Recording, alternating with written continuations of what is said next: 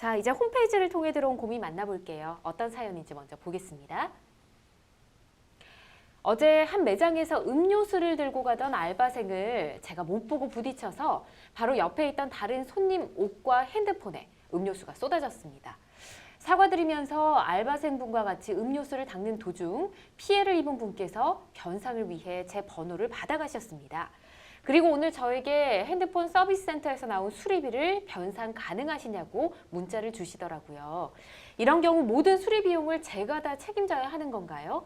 만약 책임져야 한다면 알바생과 공동 책임은 없나요? 라고 보내주셨네요.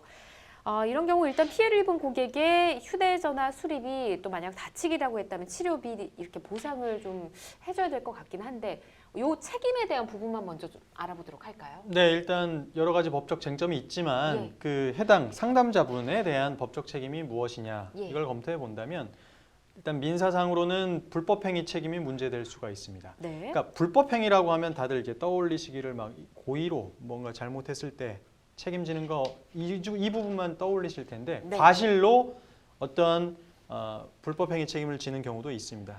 민사적으로는요. 예. 이 사안에 있어서는 어쨌든 전방 이제 앞에 가는 알바생을 제대로 확인을 못하고 네. 부딪혀서 결과적으로 핸드폰 음료수가 떨어진 거니까 예. 그 핸드폰 수리비 부분에 대해서는 민사상 손해배상 책임을 부담한다. 이 정도를 일단 말씀드릴 수 있습니다. 예, 우선 책임은 져야 될 책임은 것 져야 같다. 된다. 이제 구체적인 건 예. 이제 또 이제 따져봐야죠 이제. 그렇죠. 자, 그리고 이분이 궁금해한 점이 음료 들고 가던 아르바이트생을 못 봤다고 인정은 좀 하셨지만 그래도 같이 부딪혀서 이런 사고가 났으니까 아르바이트생과 함께 공동 책임을 좀 졌으면 좋겠다라는 뜻을 보여주신 것 같은데요. 어떻습니까?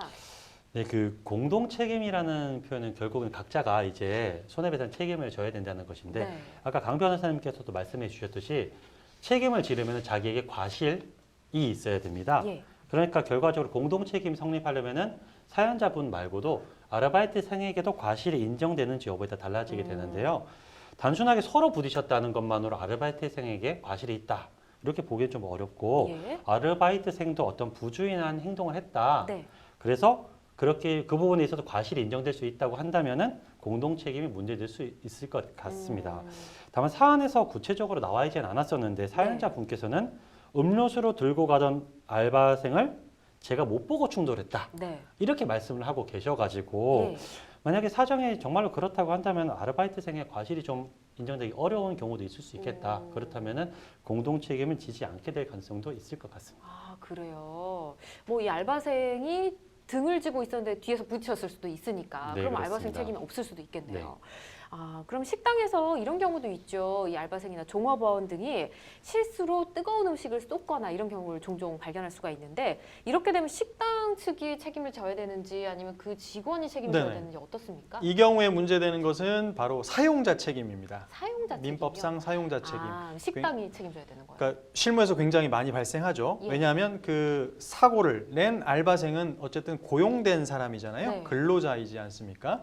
그러면 그 근로자를 실제 고용한 사용자, 뭐 쉽게 말하면 뭐 업주 이렇게 식당 표현을 주인. 할 수도 있겠는데요. 예. 식당의 진짜 실질적인 운용자가 누구냐, 그리고 그 해당 근로자, 알바생을 고용한 사람이 누구냐 이걸 먼저 확정을 하고요. 예. 그 다음에 업무 관계에 있어서 해당 근로자인 알바생이 이제 실수로 이렇게 음식을 쏟았다면 그 사용자도 이제 책임을 질 수 있는 겁니다. 공동으로. 네. 공동 불법행위 책임이라고 하는데요. 그래서 흔히 말하는 식당에서 종업원이 실수했다, 과실이 있다는 말이고요. 그다음 그로 인해서 업무 중에 손님에게 손해를 끼쳤다. 그럼 네. 손해배상 책임이 인정이 되고 이 경우에 그 종업원을 고용한 사용자 역시 공동으로 책임을 질 수 있다. 이렇게 정리할 수 있겠습니다. 알겠습니다. 혹시 궁금하셨던 분이 계셨다면 이 내용을 좀 참고하셔야 되겠고요.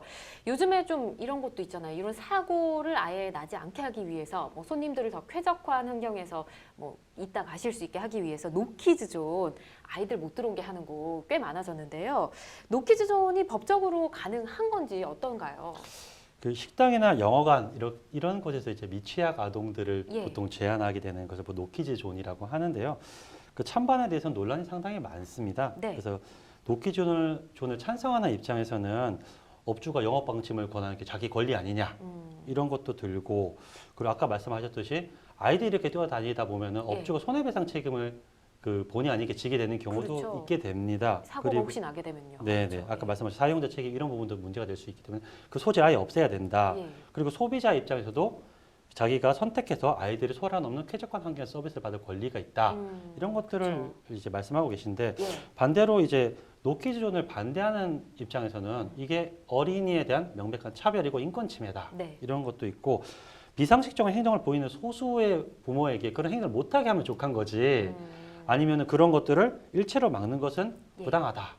이렇게 말씀하고 계신데 예. 우리나라의 경우 현행 법률상 노키즈존을 제한하는 법률은 없습니다. 아, 법은 없군요. 네, 현행 법률은 전혀 없고요. 어. 그래서 이 찬반 양론에 대해서 당분간은 예. 이제 법률이 정해지기 전까지는 당분간은 계속 논란이 계속될 것으로 생각됩니다.